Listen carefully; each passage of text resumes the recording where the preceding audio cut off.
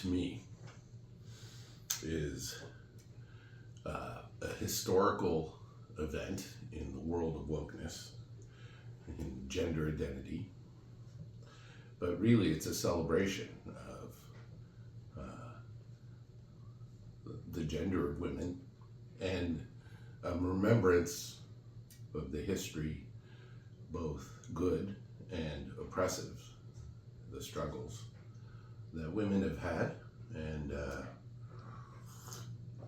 the successes for those that choose to identify as said gender. So I have my guest house porcelain lady. I have my Charlie's Angels novella. I have my feminine teacup, and I have a woman's jacket. It's a Wolverine grizzly jacket, but a beautiful ladies version. So I thought I would talk to my 7% of female customers, or customers that buy women's jackets, and thank you for those, and remind people that I do make a smaller, cool line of women's fitted jackets. So to all you who identify as women out there, we salute you and appreciate you, all the things you've done for us, from birthing to raising to working to contributing to society. Now, this is a good example, this beautiful little jacket of cow and cow. This jacket is a short 1930s style grizzly jacket with Canadian style pockets. Those are these beautiful, romantically shaped pockets that tuck in so that it can look like a slash pocket or a covered pocket. And they were very typical of Canadian jackets in the 30s and the 40s. So that's my homage to the history of Canadian jackets.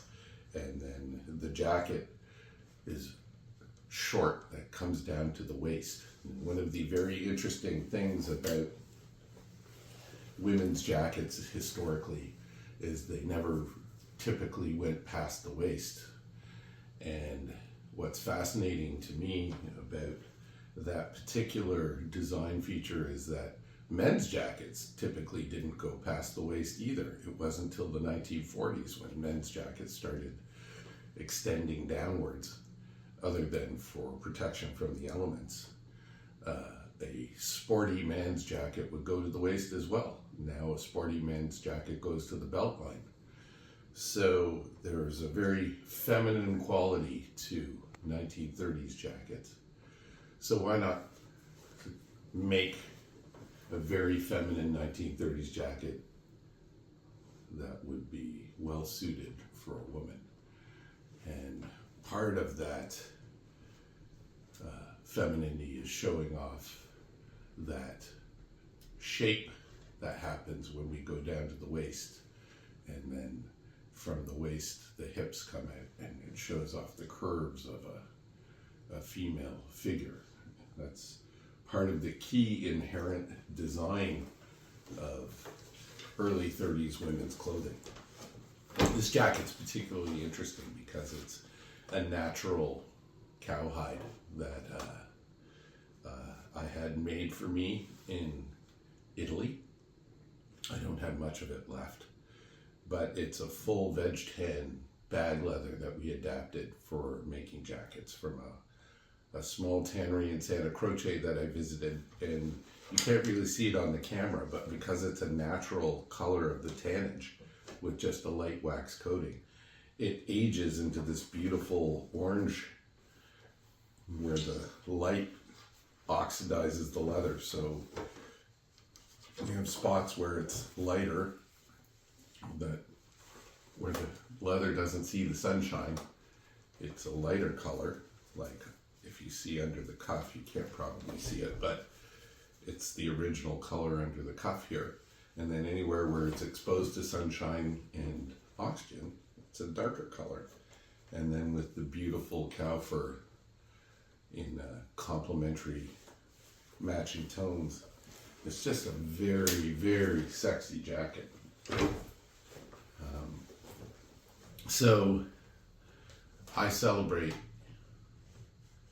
that wonderful history and to seek to remind you people that if you know someone who's a very cool woman that wants something motorcycly or historical or lovely, then go to my website, and if you don't see something you like, give us a shout and maybe we can design something new. I'm trying to expand my woman's line this year. Because I enjoy making jackets for all the people and making all the people cool and sexy and interesting and better.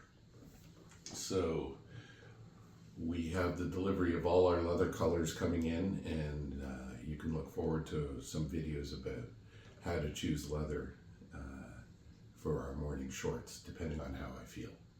Anyway, my cup of Joe, my cup of Java, good morning to you all. Happy International Women's Day, Day of Women, the women of the day. Cheers.